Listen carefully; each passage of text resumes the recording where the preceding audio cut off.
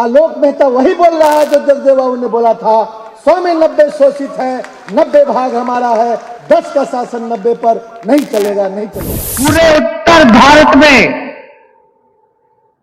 अगर caste based सर्वे हो रहा है तो वो बिहार में हो रहा है, जिसकी शुरुआत कर दी गई है। नमस्कार, न्यूज पल्स में आप सबों का स्वागत है। मैं हूं संतोष सिंह और हम आज न्यूज पल्स में बात कर रहे हैं अब कितना चाहिए। जी हाँ, आप जो तस्वीर देख रहे हैं उन तस्वीरों को देखिए और उनके प्रतिनिधित्व को देखिए। इसी की लड़ाई एक बार फिर से शुरू हुई है कि भाई हमें प्रतिनिधित्व नहीं मिल रहा है, और नारा किसका लगा रहे हैं? लोहिया और जगदेव प्रसाद का, कि 10% वालों का 90% जो आबादी है उनके हिस्सों पर कब्जा है। क्या वाकई में आज ये स्थिति है? क्या आज भी राजनीतिक प्रतिनिधित्व 10% वाले का 10% से ज़्यादा है क्या? नौकरी में भले ही वे परसेंटेज आपको ज़्यादा नज़र आ जाएंगे, लेकिन फिर भी वो स्थिति नहीं है जिस दौर में लोहिया और जगदेव प्रसाद ने ये नारा दिए थे। आज अगर प्रतिनिधित्व की, अगर राजनीतिक प्रतिनिधित्व की बात करें तो 50% रिजर्वेशन तो पहले से है। हर पंचायत में देख लीजिए, लोकसभा विधानसभा में दलितों को पहले से आरक्षण मिला हुआ है। लेकिन अगर बिहार हिंदी बेल्ट में आप प्रतिनिधित्व की बात कीजिए तो बहुत ज़्यादा प्रतिनिधित्व अब 10% वाले का नहीं रहा। 10% वाले का अगर बहुत ज़्यादा प्रतिनिधित्व है तो वो 25-30 के अंदर है प्रतिनिधित्व।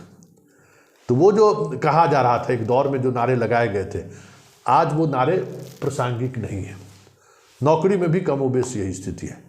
लेकिन सवाल यह है कि ये नारा अचानक जो मंडल कमीशन के बाद वो नारा थमने सा लगा था, एक नए तरीके की नैरेटिव की शुरुआत हुई, और 89-90 के बाद आज 2023 की बात अगर कर लीजिए तो इन 22-23 वर्षों में राजनीतिक रूप से बहुत सारी चीज़ें बदल चुकी हैं, सामाजिक रूप से भी बहुत सारी चीज़ें बदल चुकी हैं। सामाजिक, आर्थिक, राजनीतिक सभी जो पहलू हैं उन पहलुओं में बड़ा बदलाव आया है। आज सामंत कौन है, जाति के आधार पर आप विश्लेषण नहीं कर सकते। सामंत का नज़रिया भी बदला है और सामंती लोग भी बदले हैं। इसलिए ये कहना कि अब नारा लगाना कि भाई 90 लोग शोषित है और 10 लोग जो है शोषण कर रहे हैं, अब ये स्थिति नहीं है। लेकिन सवाल ये है कि ये नारा एक बार फिर से क्यों आप सुनने को मिल रहा है। तो हम 2 तस्वीर आपको दिखा रहे हैं, एक मंदिर और एक आरक्षण। क्योंकि जब मंदिर की शुरुआत, याद करिए कि बीपी सिंह मंडल कमीशन जब लागू किए थे तो आडवाणी ने रथ यात्रा की शुरुआत की थी, और दोनों यात्रा सफ़र एक साथ हुई। लेकिन एक दौर आया जब मंडल की राजनीति कमज़ोर पड़ने लगी, चाहे वो परिवारवाद की वजह हो, भ्रष्टाचार की वजह हो, वजह यही रही। और जैसे ही ये मंडल की राजनीति कमज़ोर हुई, कमंडल की राजनीति आगे बढ़ने लगी। और पिछले 10 वर्षों से इस देश में कमंडल की राजनीति काफ़ी मजबूती के साथ डटा हुआ है। कोशिश हो रही है लेकिन कोई तीसरा रास्ता नहीं मिल रहा है। वही एक उसी रास्ते की तरफ फिर से लोग बढ़ रहे हैं जिस रास्ते के सहारे लगभग हर राज्य, बिहार जैसे राज्यों ने तो अभी तक कमंडल को आगे नहीं बढ़ने दिया है। यूपी में जरूर आ गई, मध्य प्रदेश में है, राजस्थान में आते जाते रहते हैं, लेकिन बिहार में अभी भी कमंडल का राज नहीं हुआ है।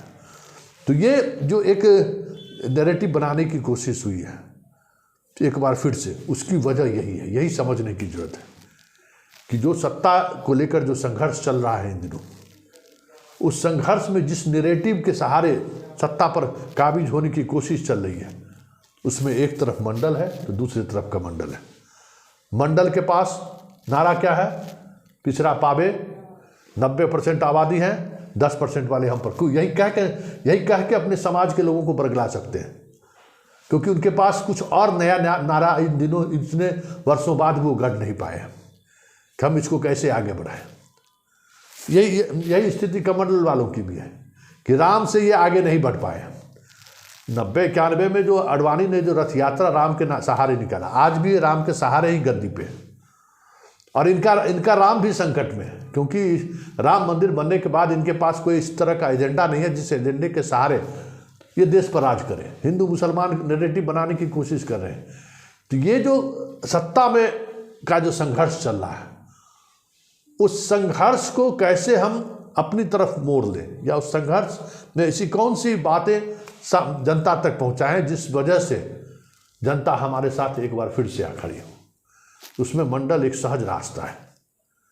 कुछ धार्मिक ग्रंथ भी, कुछ मान्यताएं भी ऐसी हैं जो आज भी मंडल के बावजूद भी, राजनीतिक, सामाजिक और आर्थिक रूप से मजबूती के बावजूद भी पिछड़ा समाज, दलित समाज अभी भी समाज में वो प्रतिष्ठा ग्रहण हासिल नहीं कर पाया है जिस प्रतिष्ठा की का स्वाभाविक तौर पे सवर्ण हकदार बन जाते हैं।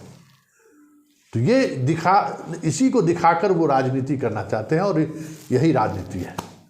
और इन दिनों जो अब देख रहे हैं बिहार में रामचरितमानस को लेकर या पिछड़ा के रिप्रेजेंटेशन को लेकर, उसके पीछे वजह यही है कि किसी भी स्थिति में कमंडल को रोकना है। तो जरा आप भी सुन लीजिए कि कमंडल को रोकने के लिए मंडल किस तरीके से अटैक कर रहा है, और अब मंडल के बीच से भी बात वो कमंडल के नहीं कर रहे हैं, लेकिन मंडल के बीच से ही मंडल के लोगों को किस तरीके से उपेंद्र कुशवाहा जैसे नेता, केशव मौर्य जैसे नेता घेराबंदी कर रहे हैं, जरा वो भी सुनिए।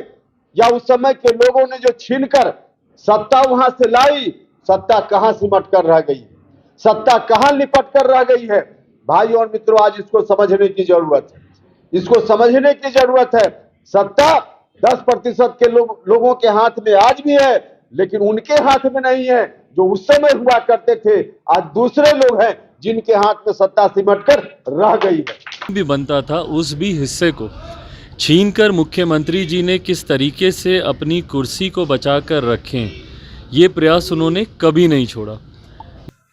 और इसलिए जो लड़ाई मंडल और कमंडल के बीच जो सीधी लड़ाई थी, बीजेपी ने उसमें भी तड़का मारा है और सेंधमारी की है।